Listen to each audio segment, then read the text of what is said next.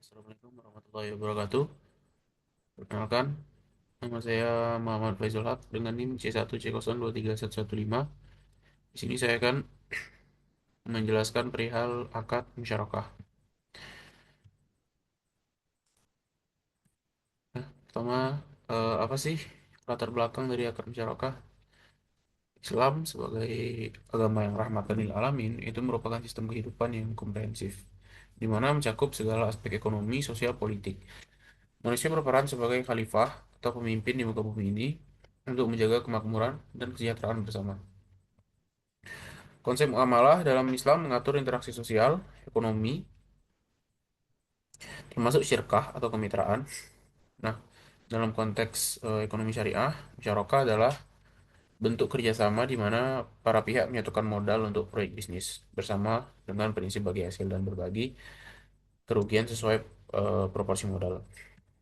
Lalu selanjutnya pengertian dari akar musyarakah.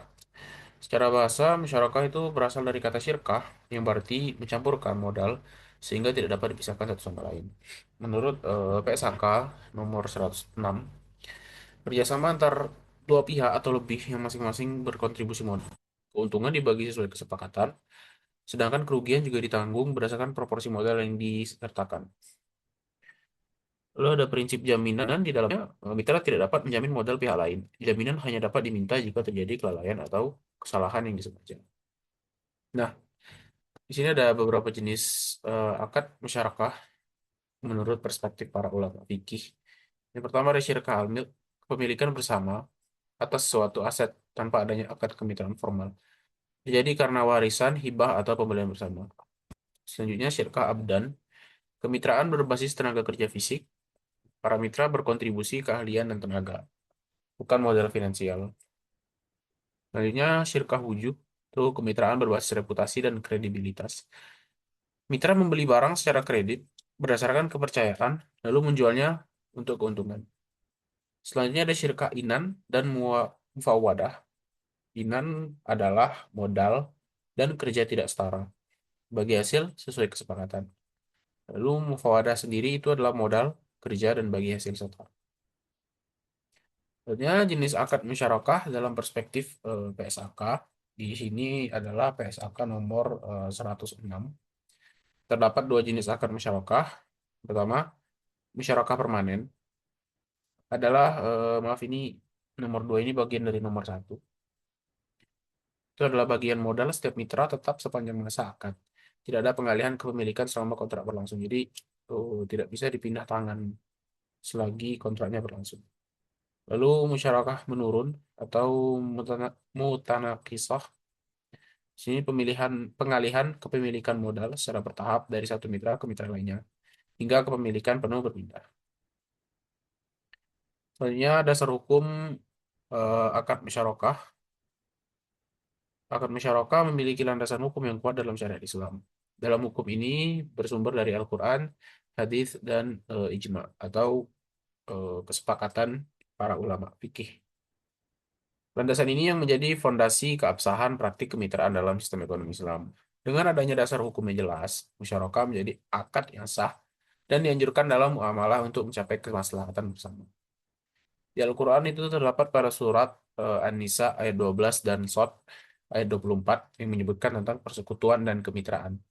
Ayat ini menjadi dalil utama kebolehan syirkah dalam Islam, di mana para sekutu itu berbagi dalam harta dan keuntungan.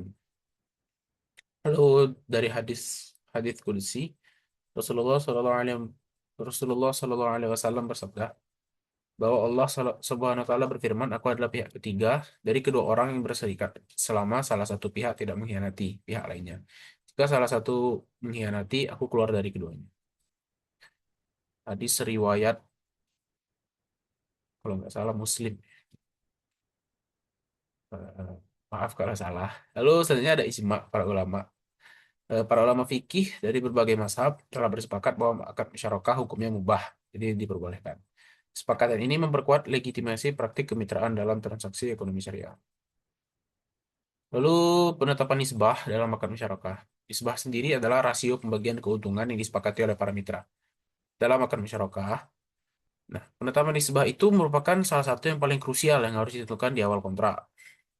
Karena selanjutnya kesepakatan nisbah juga bersifat mengikat dan menjadi dasar hukum dalam pembagian hasil usaha bersama. Jadi prinsip keadilan dan transparansi menjadi landasan di sini. Jadi eh, dengan adanya penetapan nisbah di awal ini itu mencegah nanti adanya per apa sih peributan di akhir nanti kan. Lalu bagi hasilnya tuh di sini ada poin pertama bagi hasil proporsional, pembagian keuntungan dilakukan secara proporsional sesuai dengan besaran modal yang dikontribusikan.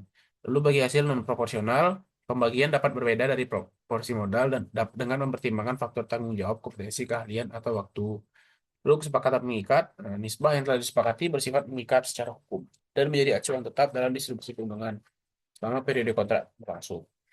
Lalu bagaimana sih perlakuan akuntansi musyarakah? Pada PSAK 106 itu disebutkan ada empat ini. Ada mitra aktif, itu pihak yang mengelola usaha bersama dan bertanggung jawab, yang mencatat seluruh transaksi akuntansi sesuai standar PSAK 106. Lalu mitra pasif, dia pihak menyertakan modal tapi tidak terlibat dalam pengelolaan usaha. Dia menerima laporan dan bagi hasil sesuai nisbah disepakati. Lalu ada untuk dalam modal bersama, modal dapat berupa kas diukur nominal, aset non kas diukur nilai wajar, atau aset tidak berwujud, atau intangible aset. Lalu modal dicampur menjadi satu kesatuan usaha. Lalu yang keempat ada bagi hasil, keuntungan dibagi sesuai nisbah yang disepakati di awal akad. Kerugian ditanggung proporsional berdasarkan kontribusi modal masing-masing mitra. Pengakuan dan pengukuran, investasi musyarakah diakui pada saat penyerahan kas atau aset non kas kepada mitra. Untuk investasi kas, pengukuran dilakukan sebesar jumlah nominal yang diserahkan. Untuk aset non kas, pengukuran berdasarkan nilai wajar pada saat penyerahan. Selisih antara nilai wajar dan nilai tercatat diakui sebagai keuntungan atau kerugian tangguhan yang diamortisasi selama masa akad. Biaya-biaya seperti studi kelayakan diakui sebagai beban pada periode terjadinya. Ada ilustrasi kasus sederhana di sini. Ada kemitraan budidaya lele. Seorang peternak lele ingin meningkatkan kapasitas produksi dari 50 kilo menjadi 100 kilo. Tapi membutuhkan modal tambahan untuk ekspansi. Struktur modal, investor, dia membutuhkan seorang investor dengan modal 60 juta. Dan peternak, seorang si A misalnya peternak, itu 40% modal, ini 40 juta. Pembagian hasilnya di sini nisbah disepakati sesuai kontribusi dan peran masing-masing. Keuntungan dibagi berdasarkan nisbah yang disepakati, lalu kerugian ditanggung juga sesuai proporsi modal. Jenis kontraknya di sini musyarakah permanen, porsi modal tetap selama masa kontrak berlangsung. Jadi kesimpulan dari akad musyarakah ini adalah musyarakah adalah akad kemitraan di mana dua pihak atau lebih menggabungkan modal untuk menjalankan usaha bersama, lalu keuntungan dibagi sesuai kesepakatan atau nisbah. Sedangkan kerugian ditanggung berdasarkan proporsi modal masing-masing. Dari perspektif fikih, terdapat syirkah al-milk dan syirkah al-uqud, dan wujuh inan dan mufawadah. Dan dari perspektif PSAK terdapat musyarakah permanen dan musyarakah menurun. Perlakuan akuntansi mengikuti PSAK 106 dengan mitra aktif sebagai pengelola dan pencatat transaksi, serta pengakuan investasi dan pembagian hasil sesuai ketentuan syariah. Oke, terima kasih. Sekian pemaparan materi akad musyarakah dari saya. Apabila ada kesalahan, datanya dari saya sebagai pemateri. Apabila kesempurnaan, itu hanya milik Allah. Terima kasih. Saya ucapkan wassalamualaikum warahmatullahi wabarakatuh.